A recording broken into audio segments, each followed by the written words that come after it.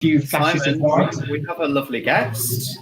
Perfect timing. I'm just going to bring in the wonderful Lesley Roy, who's going to answer your questions, and we're going to have a lovely interview with Simon and Nick. So we will see you all later. Lovely to see you, Lesley. Hello. Good morning. Good morning. How are you today? I am very well. There's a slight delay, so I apologize if I'm going to come in slow or echoey. Hi. So everybody do put your questions to Lesley in the chat. Nick and Lesley, you've met already, haven't you? Yeah, we have indeed. Just before you set off for Rotterdam, we had a lovely chat. You were teasing your stage performance in there, saying that we were in for a big surprise. I think you were quite right with that performance. How are you feeling with the performance right now?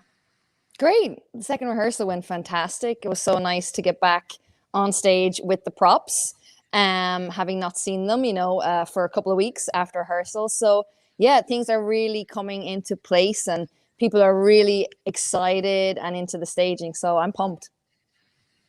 You've gone for something quite adventurous with the staging. We've just been watching Estonia's rehearsal, and it's impressive and it's great. But he's standing there and they're singing. There's not kind of a lot of technical stuff to have to deal with. You've gone for something quite adventurous, so that's brave. And a question from Costa here: how on earth did you practice such intricate staging?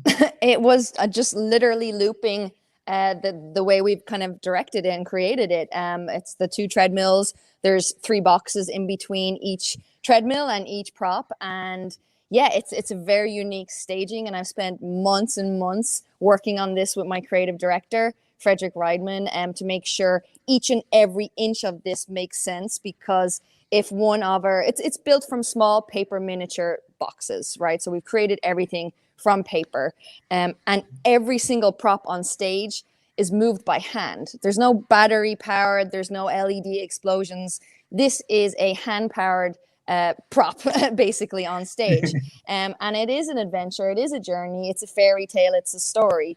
It's continuing the story that I've been telling for the past 14 months. And this, I felt, was the best way to put it on stage and the most unique way to put it on stage. And I think the most beautiful way to put this on stage. So we're very excited by it.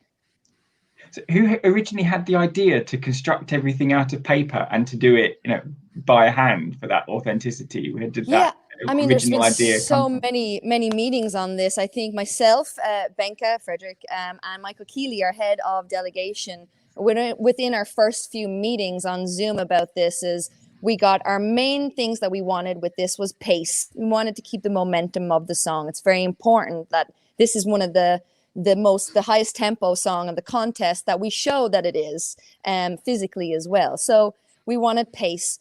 And we were also very into the idea that we didn't want it to be the typical beautiful light explosions of the Eurovision. We wanted to make it smaller and for people at home watching on phones, laptops, and TVs. Because when we started working on this, there was really never any kind of idea of how many people were going to be in the audience. So we felt the best bet was to build something for people watching at home, because there was going to be a 90% chance that this was an at-home event. So we very specifically built something that was going to be up in the screens for people at home. So we wanted that. And then we started looking at how do we build that, and how do we build it with texture instead of with lights and with graphics? How do we make this look more analog than digital? So that's where the paper came in, and then the treadmills come in, and what the props would be and where I would journey through. And it all started to unfold through that, and my stagehands moving the props. It just one piece after another started to layer in. And then the real work started of how to build these and actually make it make sense. Now we have a question from Vladan in the chat, and he loves your papercraft effort. And he asks, were you involved in the design details in the flipbook? I was involved in every inch and aspect of the song: creation, production, costume, treadmills. I've carried a treadmill through Europe with me. There's not an aspect of this that I haven't been involved in. Oh, wow. And Also, there is a lot you have to remember, like you need to know the words to the song and all the right camera cues, because you need to be 100% on all of your marks. Like you need to be right in between the pages when they're flipping through them. Is there a lot going on in your head during the performance? Does that put pressure on you? No, but I mean, I think that's a performance of a song. It's the same as a dancer hitting all of their choreo marks. It's just dressed up differently, you know? So it's, I think, the same as any performance. You got to remember your lyrics, you got to be on key, you got to hit your marks, and you got to make it real too. I really want to enjoy it next week. I think that's the next big thing that we want to focus on, is having fun on the night. But I don't feel any pressure with performance at all. Ooh. Yes, Konstantinos wants to know, of course, your outfit's stunning, so nice compliment there. And the color, is that a nod to your motherland? Yeah, I think, it was coming time to start to work on the costume, and it needed to be simple, yet still make sense within the journey, within the story, and the green concept started to become part of the conversation. And then we found this material, and it made sense. So it was one of the later things we looked at, and then we were really happy when I got my hands on that material, and then it is a nice nod to the motherland. Yes. Simon, do you Hi, Sasha. yeah, from Sasha. Sasha's asking, how long did it take you to find your own personal style? It seems you've totally found yourself in every way with your music, your fashion. Is that something that you felt kind of always there, or is it something that you kind of mature into? Yeah, I mean, I don't know if anyone would ever, like, within all of these artists, call me fashionable or stylish. I keep it fairly simple. I'm like a very simple, clean lines. I wear what makes me feel comfortable. I wear what makes me feel confident. I don't use my body on stage to sell my music. It is more so, how do I appear strong and a powerful woman on stage? So yeah, maybe that's something I've honed over the years, but fashion for me is all about being comfortable and confident within my skin. So. Ooh. Yeah, last year, you were, of course, going to represent the story of my life. Could you tell us anything about we all presume you had the staging all planned out for that one as well. Can you tell us a bit about what you were planning for Story of My Life last year? We actually didn't have it all planned out, because the morning that it got cancelled, they were actually going to the light studio to start shooting, I think, graphics for the screens. So I don't have even like a secret hidden staging that I could reveal to anybody for that. Unfortunately, that song died with the cancellation. So sorry, I don't have that staging. Sasha's back with another great question. He's on fire this morning. Your song, obviously going by the title, and the presentation of the song on stage takes us on a journey. And obviously journeys can be through space as well as time. So what makes you nostalgic? Ooh, I think hearing an old song makes me nostalgic. I mean, so many things. Like an older TV show coming on. Oh God, what else makes? I think so many things can make you. I mean, music and art always can take people back. So I hope there is a bit of a nostalgic feel to the staging too, within the paper world that we have. But I get it with smells as well. It's not just sort of sounds and things. It's like the things that remind you of like when you were a kid, and it's like they come back to you. Yeah. We haven't got smell-o-vision yet at Eurovision, but no. one day. Oh, an important question here from Dorothy. Your favorite tree? Ooh. You have a favorite type of tree? Wow. I like oak trees. Is a popular question. Ooh, good tree. Good tree, yeah. That's actually a great question, because of I like that people are really paying attention to the staging. I'm gonna have to look up some more trees now tonight and study up on some greenwoods. Yeah, you can come back and give us a tree lecture anytime. Okay, when you're on trees. Arboreal expert. Yeah. Got it. Yeah. Now, you've probably seen most of your fellow competitors in this year's Eurovision. Have you got any favorites, songs you have put on your own playlist to listen to? Yeah, I think I love Vasil and I love James. I'm going to be rooting for them.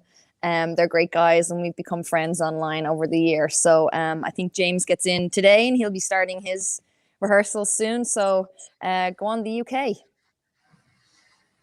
Okay, someone will be happy with that. Yeah, the last gift you received and the last gift you gave to someone. Nice question. I got a beautiful bunch of flowers from one of our Irish Eurovision fans sent to me in the hotel, which was very nice. And the last gift I gave also might have been flowers that I gave to my wife Lauren a couple of weeks ago. Now, you're probably stuck in the hotel right now. Yeah. What did you bring from home to keep you sane? Well, I don't know if it's sane, but it definitely keeps me locked into the performance. I mentioned earlier, Lauren and I have been carrying a fold-up walking pad treadmill for the past 8 weeks with us. So I can open that up and kind of run the song in my head a little bit in my hotel room. So that's keeping me going. Is she with you? Is Lauren? Yes. Yeah, Lauren's the only person from family and friends that I could take with us in our delegation. So she is, yes. Lovely. That is good. So yes, nice question from Sammy. Go on, Nick. Yes, we have a lovely Norwegian correspondent, Viv, and she usually asks, which of the 2021 songs would you cover and what would you do to it? Ooh, good question. Now, I haven't listened to everything yet because I am, wanting to enjoy it next week too and have some surprises. But from what I know, what would I cover? What would be a good acoustic cover? What would you suggest I cover? Ooh. Well, come on, people in the chat. What do you want to hear a Lesley version of out of all the 2021 songs? Put in some requests. Yeah, maybe your guys can message in and we can see what they come up with. I could see you doing Amber's, like James Newman's song. That could be good. Yeah. Ooh. Yeah. That's the first request. Fallen Angel. No. Okay. I could try that one. I like voices too. I have a love for Swedish pop music. I lived there for a long time, and I wrote maps in Stockholm too. And my friends Jimmy and Linnea wrote voices, so I think voices might be a nice one to cover. Voices, that would be a great one. An emotional cover of Greece's Last Dance. Oh, nice. Really 80s pop tune there. So Malta as well. What's your guys' favorite song out of all of this? Italy, for me, at the moment. Nick? Yeah, I'm leaning towards Greece. Nice. You're safely in my top 10. Don't worry. I'm not asking for that reason. I'm asking. It's nice to see where people's heads are at. I'm liking this year that there's a lot of variety of styles of songs, and people are really going for it with some of the staging and the presentation, and it's going to be a really good year. So you picked like a high quality year to come in on, which I guess is some pressure, but also it's being part of something that's going to be a really impressive show for the world to see, isn't it? Yes. Yeah, and I think the world needs it. I think that's the most important thing about the 2021 Eurovision, is that people need to see something light and fun. Yeah. Thomas in the chat is saying he enjoys Denmark because of their happiness. Yeah. People need a bit of that kind of thing in 2021. Exactly. Absolutely. Awesome. Have you got exciting plans for the rest of today, or have you got some more press and you're mostly locked in your room, or you're able to escape this afternoon? Well, you can go outside to exercise, so I was able to go for a run this morning, and then I'm talking to more beautiful people like yourselves for the rest of the day, and explaining my staging and where my crazy mad scientist brain has gone with it. So yeah, just talking to some more great Eurovision people and just getting ready for next week. That's it. That's all. Lovely compliment here from Vladan. It's really nice to meet the personality behind the song and the artist performing it, makes you understand and love the song a bit more. So thank you to you. Thank you. Yeah, thank you so much for spending a bit of time to join us today. You've probably got a very busy day with many more engagements. and preparation rehearsal to do, getting that treadmill out. Yeah. So we'll be thinking of you this afternoon, getting the miles in. Yeah, exactly. Thank you so much for joining us indeed. That is wonderful. And if you ever want to come back, we're always here. So feel free. Thank you so much. Appreciate it. And hope I've shed some light now and you understand the staging and don't think it's too complicated anymore.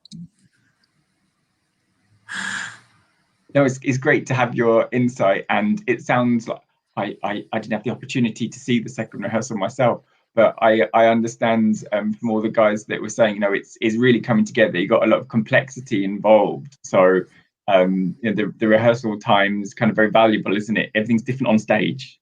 Yeah, exactly. Yeah. Good luck for next week. It's Thank going to you. be fantastic. Thanks, folks. And we look forward to the show. Have a good day. Thank you, take Lesley. Care.